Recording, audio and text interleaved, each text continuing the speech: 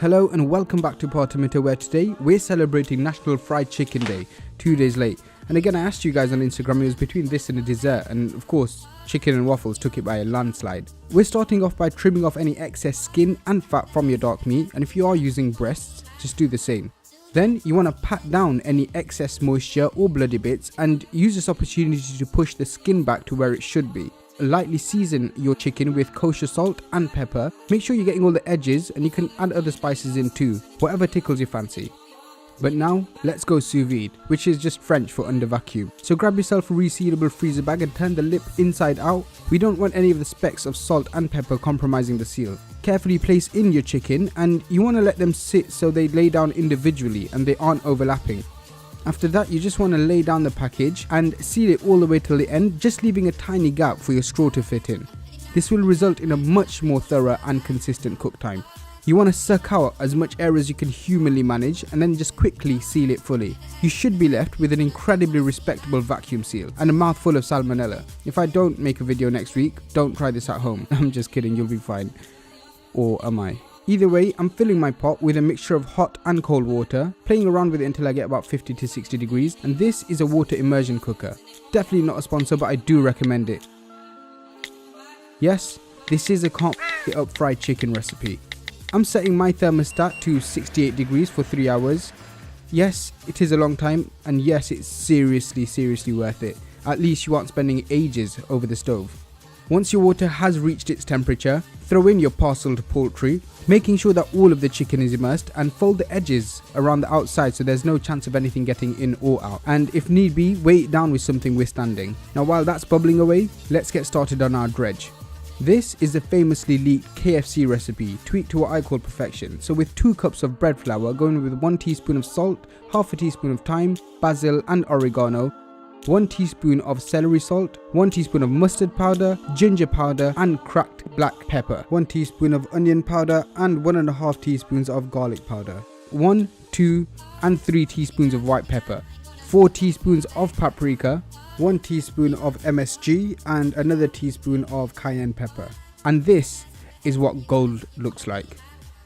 Mix that through and set it aside, covered for whenever you need it. Now to prep our waffles. We're going for an incredibly delicious yeasted waffle, and we're going to start with weighing out 88 grams of strong white flour, 262 grams of plain flour, 3 grams of salt, 7 grams of yeast, 2 grams of baking soda, 10 grams of sugar, and then just sieve it all the way through until it's mixed.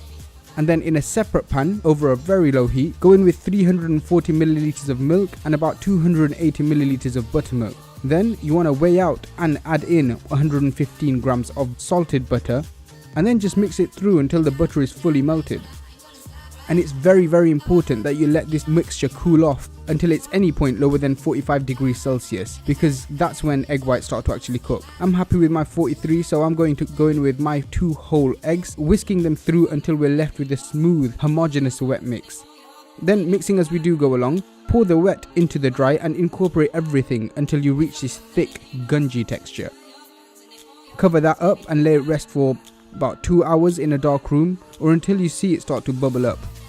Now once your chicken is done, you'll see that a bit of liquid has gathered. This is rendered fat and moisture, which has essentially become a brine, allowing amazing moisture retention and those flavors to penetrate literally down to the bone. Don't worry about drying it off, it's fine as it is. But now it's time to set up our dredging station. We've already got the flour pot, so I'm going in a separate bowl with some buttermilk and a splash of normal milk. And finally, your hot sauce. I'm using my own fermented hot sauce, which you can find in 3, 2, 1. Whisking it all up, and now the trade secret. Have you ever wondered why your chicken doesn't have that iconic KFC Southern style flaky, crispy texture? Well, here's how. Drizzle in a couple of tablespoons of your buttermilk mix into the flour and work it through with your hands. Crumble it and squeeze it until you end up with loads of tiny little clumps in your dry mix. These will go on to fry into incredibly crunchy and intensely flavorful flakes on your chicken. By which we'll now be filling a large cast iron pan with some vegetable oil, going about halfway, so leaving space for it to bubble. I'm going for a temperature of 200 degrees Celsius. The chicken's already cooked, so we're essentially flash frying the batter. Deep frying works too, possibly better than this in fact. Take your wet chicken and cover it in some flour, then into the buttermilk with your other hand, and then back into the flour with your flour hand. Pat it down and really get those flakes to stick onto that chicken. Then super gently lower the chicken into the oil, and you want to hear this.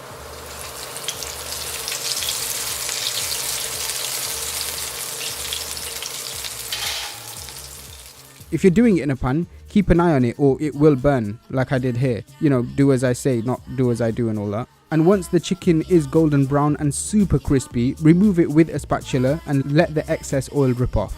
It shouldn't take longer than a few minutes per piece. Let it rest in an oven at 90 degrees so it doesn't get cold while we unveil this incredibly yeasty waffle batter. All these tiny bubbles are going to make the lightest and fluffiest waffle ever. And so crispy, they're so good. Ladle some into your favourite waffle iron and spread it evenly across. Close the lid and wander around hopelessly because you're not sure what to do with yourself. But voila.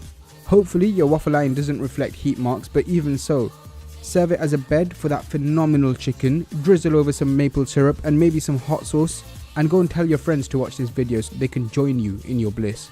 Please don't forget to subscribe, like and comment down below. And please stop down my Patreon page if this video made you hungry. Happy cooking.